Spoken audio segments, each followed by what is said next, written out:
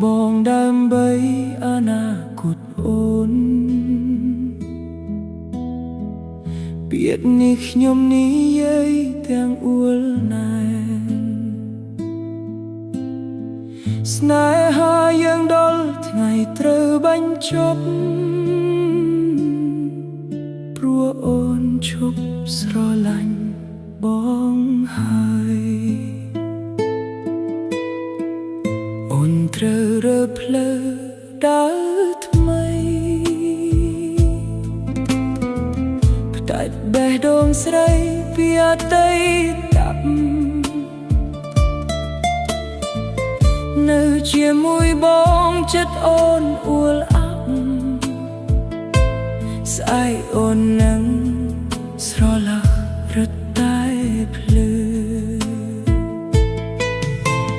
បងសុខចិត្តដែលកាន់ទុកសោដើម្បី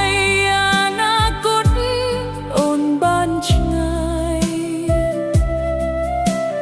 អ្នកទីបី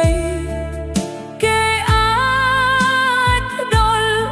អនាគតបានអូនល្អជាងបងទៅចុះអូនទៅចុះយកថ្ងៃស្អែករបស់អូនទៅបងឈរចាំមើលនៅទីនេះអូនជួបមនុស្សថ្មីបានផ្ទៃសុខទៅចុះអូនទៅចុះកុំងាកក្រោយយកបែកអ្នកទីបីអាចផ្ដល់អ្វីសម្រាប់អនាគតអូនស្រីបងមិនចង់ឃើញអូនយំតែបងក៏មិនអាចខត់ដែរឃើញអូនព្យាយាមស៊ូទៅមុខបេះដូងបងឈឺឥតលះហើយកុំឲ្យយើងខ្លាយជាបន្ទុកកុំឲ្យស្នេហាខ្លាយជាចំណងអូនត្រូវសម្រេចគោលបំណង